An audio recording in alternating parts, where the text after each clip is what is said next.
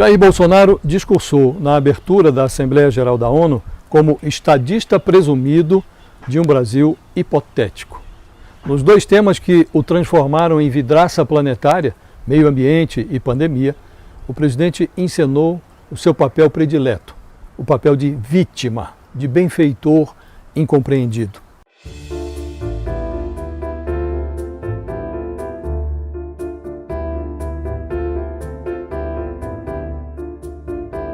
Houve uma diferença notável em relação ao primeiro discurso de Bolsonaro, feito há um ano na ONU. Mais próximo do pragmatismo do centrão do que da dita ala ideológica do bolsonarismo, o capitão soou mais prático do que ideológico. Em relação à pandemia, um tema que não existia no ano passado, Bolsonaro escorou-se no STF para jogar no colo dos governadores os quase 140 mil mortos do coronavírus. Ele bem que avisou que havia dois problemas, o vírus e o desemprego. Mas a imprensa brasileira politizou o vírus, disseminando o pânico sob o lema "fique em casa e a economia a gente vê depois". E o Supremo o impediu de agir. Quem promoveu o isolamento e restringiu liberdades foram os governadores, esses malvados. Por sorte, havia um visionário no Planalto. Nosso governo, de forma arrojada, implementou várias medidas econômicas que evitaram o mal maior, disse o Bolsonaro benfeitor, realçando o auxílio emergencial que ajudou brasileiros humildes a encherem a geladeira durante a crise sanitária. Como aconteceu em grande parte do mundo, parcela da imprensa brasileira também politizou o vírus, disseminando o pânico entre a população.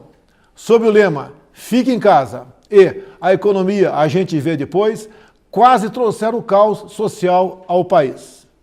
Nosso governo, de forma arrojada, implementou várias medidas econômicas que evitaram o mal maior. Concedeu auxílio emergencial em parcelas que somam aproximadamente $1.000 para 65 milhões de pessoas. Nenhuma palavra sobre o Congresso Nacional, cuja pressão elevou um socorro michuruca de R$200 por mês para R$600 por mês. Bolsonaro tratou como obra exclusivamente sua o repasse de parcelas que somam aproximadamente $1.000 para 65 milhões de pessoas. O orador deu um jeito de enfiar uma de suas obsessões no discurso. Depois de mencionar os $400 milhões que seu governo investiu no desenvolvimento e na produção da vacina de Oxford, Bolsonaro queixou-se do reajuste de 500% no preço do insumo usado na produção de hidroxicloroquina, esse remédio milagroso que o mundo deixou de aproveitar na pandemia por ignorar o gênio sem comprovação científica que preside o Brasil. Ao tratar de meio ambiente, Bolsonaro repetiu uma inverdade que estava contida no pronunciamento de um ano atrás. Mantenho minha política de tolerância zero com o crime ambiental, disse o presidente. Nossa floresta é úmida e não permite a propagação do fogo em seu interior.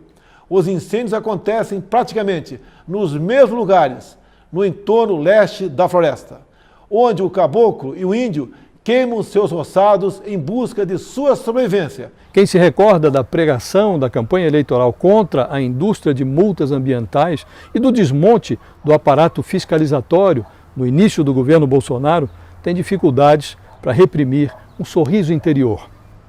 Há uma voz no fundo da consciência que avisa o espectador de que ele está diante de uma farsa.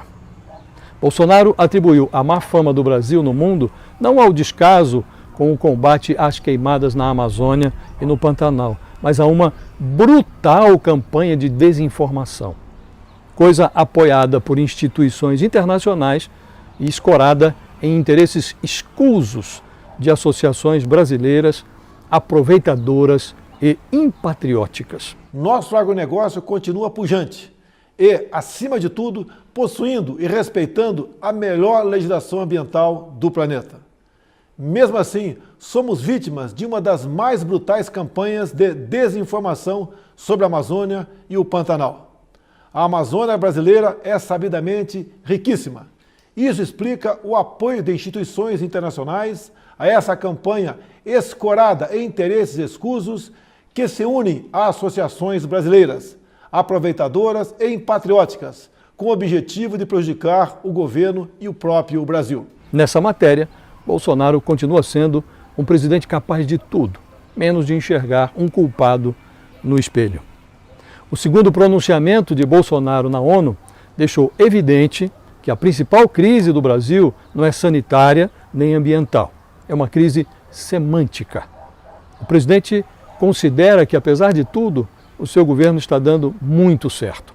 O problema é que, ao definir os quesitos, ao escolher os índices, ao fixar os critérios que levam à definição do que significa dar certo, o mundo provavelmente vai continuar tratando Bolsonaro como uma vistosa vidraça, não como um estadista injustiçado. É isso. Até a próxima. Qual